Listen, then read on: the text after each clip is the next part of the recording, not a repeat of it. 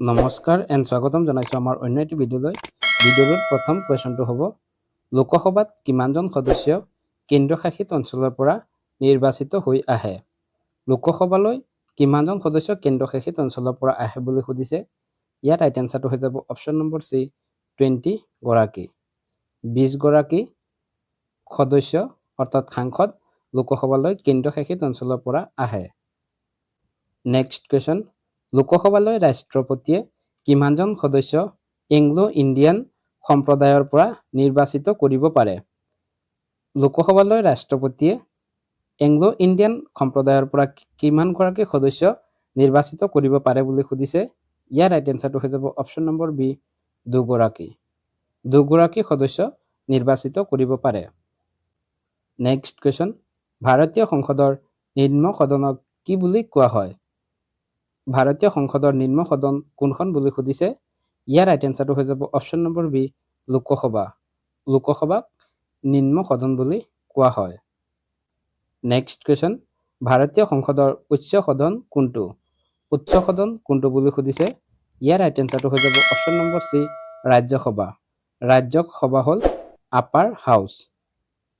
Next question, লোকসভাৰ সৰ্বাধিক সদস্য সংখ্যা কিমান? লোকসভাৰ সৰ্বাধিক সদস্য সংখ্যা কিমান বুলি সুধিছে। ইয়াৰ ৰাইট এনচাৰটো হৈ যাব অপশ্যন নম্বৰ চি 552 জন।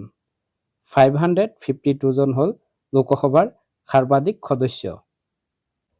নেক্সট কুৱেশ্যন, বৰ্তমান লোকসভাত নিৰ্বাচিত সদস্যৰ সংখ্যা কিমান? বৰ্তমান লোকসভাত কিমানজন নিৰ্বাচিত সদস্য আছে বুলি সুধিছে। ইয়াৰ ৰাইট এনচাৰটো হৈ যাব অপশ্যন নম্বৰ চি 543 জন। 543 জন সদস্য নিৰ্বাচিত হৈ আহে। নেক্সট কুৱেশ্যন, ৰাজ্যসভাৰ সৰ্বাধিক সদস্য সংখ্যা কিমান? ৰাজ্যসভাত সৰ্বাধিক কিমানজন সদস্য থাকিব পাৰে বুলি সুধিছে। ইয়াৰ ৰাইট এনচাৰটো হৈ যাব অপশ্যন নম্বৰ বি 250 জন।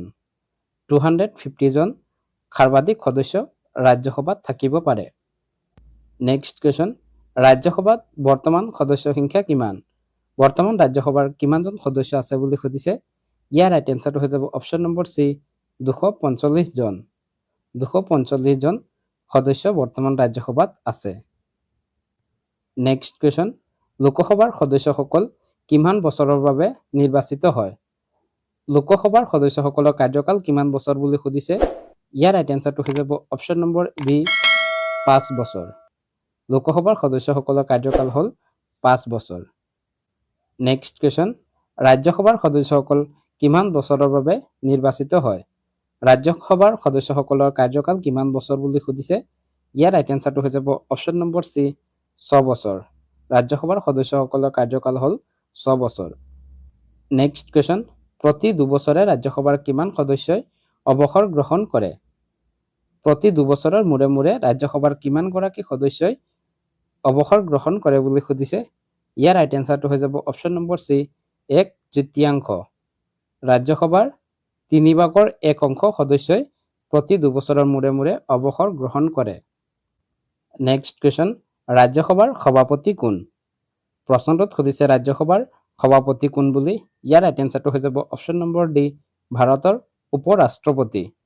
ভাৰতৰ উপ-ৰাষ্ট্ৰপতিয়ে ৰাজ্যসভাত সভাপতিত্ব কৰে। নেক্সট কুৱেশ্যন, ধন বিধেয়ক মানি বিল কোন সদনত প্ৰথমে উত্থাপন কৰা হয়? মানি বিল প্ৰথমে কোনটো সদনত উত্থাপন কৰা হয় বুলি সুধিছে। ইয়াৰ ৰাইট এনচাৰটো হৈ যাব অপশ্যন নম্বৰ বি লোকসভাত। লোকসভাত প্ৰথমে মানি বিল উত্থাপন কৰা হয়। নেক্সট কুৱেশ্যন, ধন বিধেয়কৰ ক্ষেত্ৰত ৰাজ্যসভাই কিমান দিনৰ ভিতৰত মতামত দিব লাগে? মানি বিলৰ ক্ষেত্ৰত ৰাজ্যসভাই কিমান দিনৰ ভিতৰত মতামত দিয়ে বুলি সুধিছে। ইয়াৰ ৰাইট এনচাৰটো হৈ যাব অপশ্যন নম্বৰ চি 14 দিন। মানি বিলৰ ক্ষেত্ৰত ৰাজ্যসভাই 14 দিনৰ ভিতৰত মতামত প্ৰদান কৰিব লাগে।